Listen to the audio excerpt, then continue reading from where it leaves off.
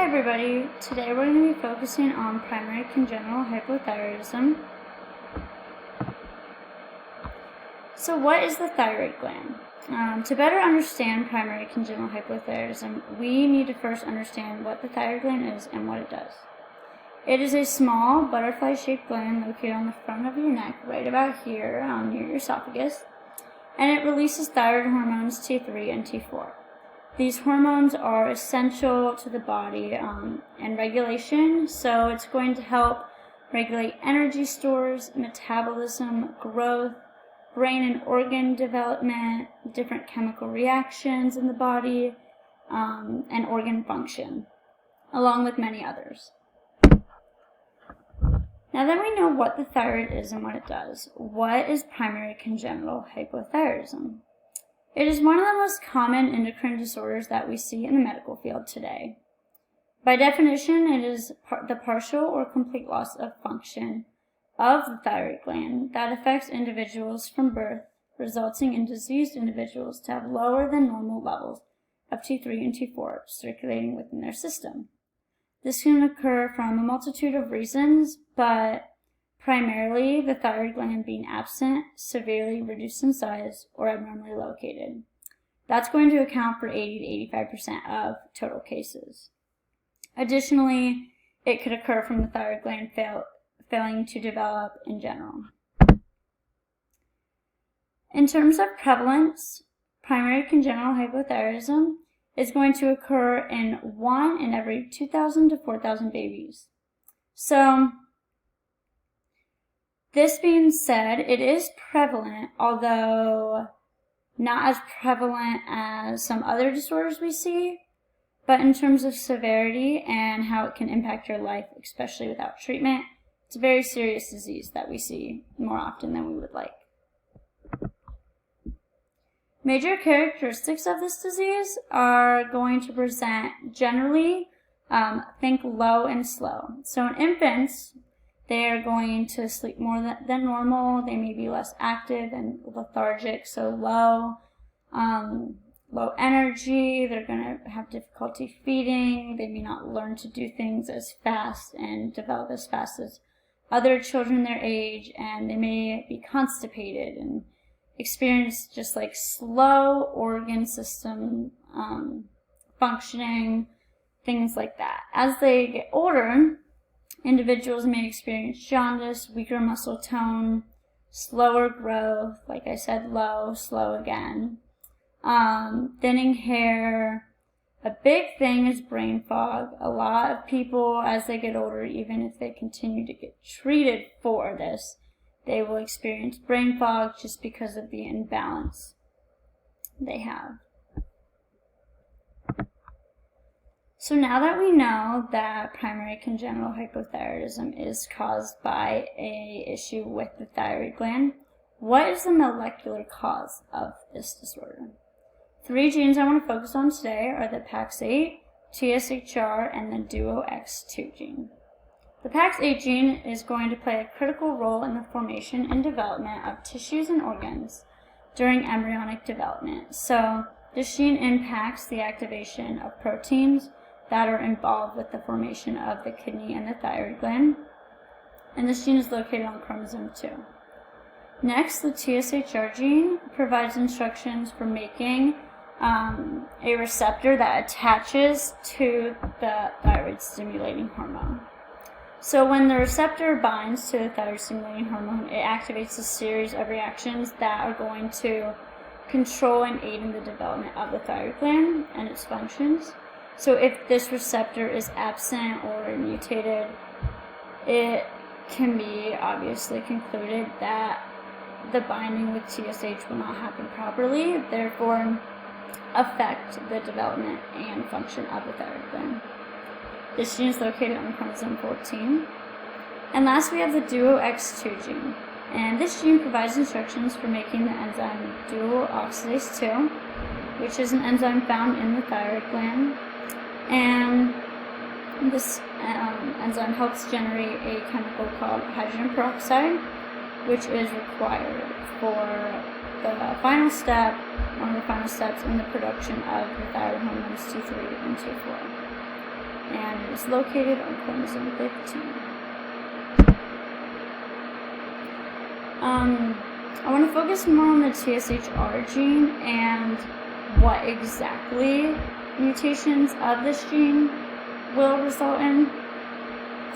So we know that a mutation in this gene will potentially cause primary congenital hypothyroidism. But the different mutations that result in the individual being a candidate for it would be novel mutations, fragments of the gene, frame shift mutations, deletions, and missense mutations would be the most common.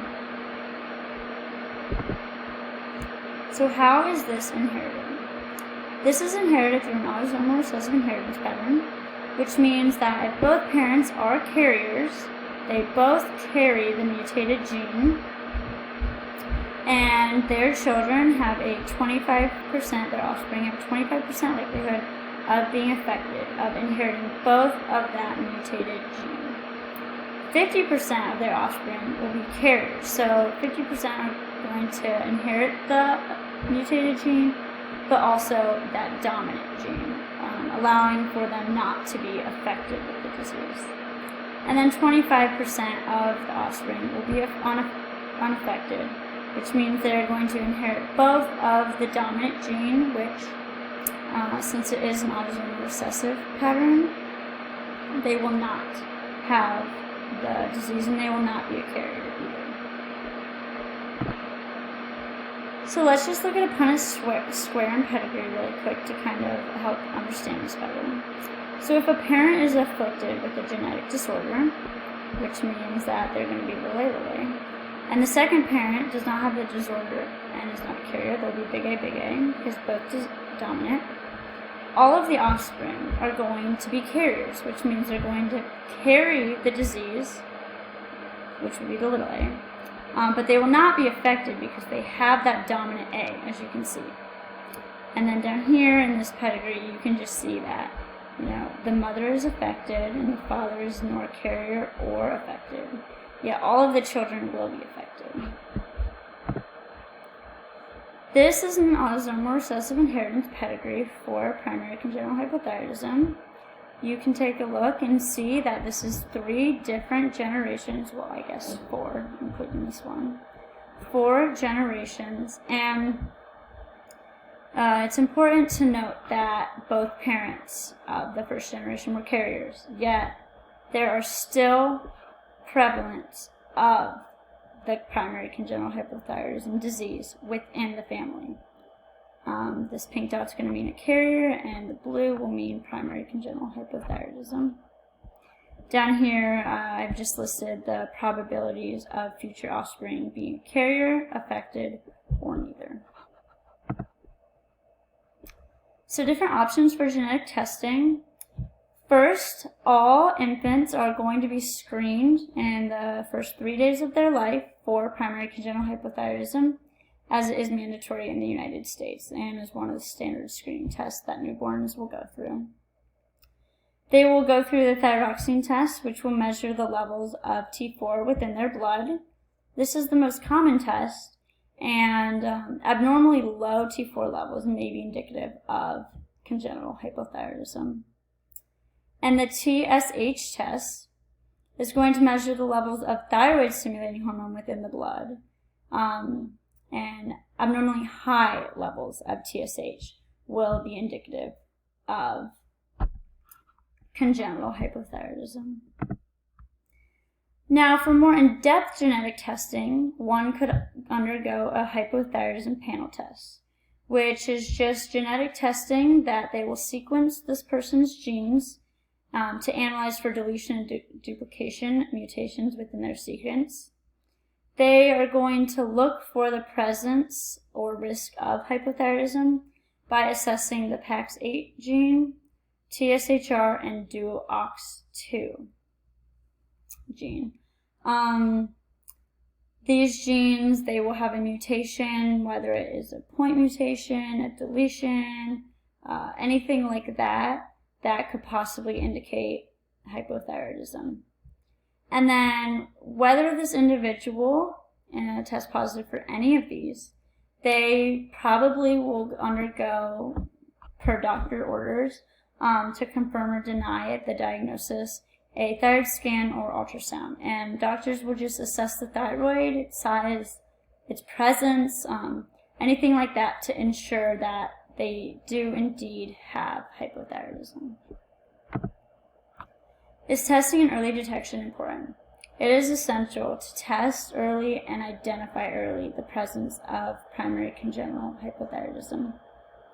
Without early treatment and detection, individuals will experience serious health complications such as developmental delays and permanent intellectual disability, and then further issues that could even potentially lead to death.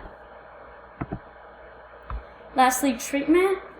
For this disease is relatively easy. You would just take a daily dose of the synthetic thyroid hormone levothyroxine, brand name Synthroid or Levo-T.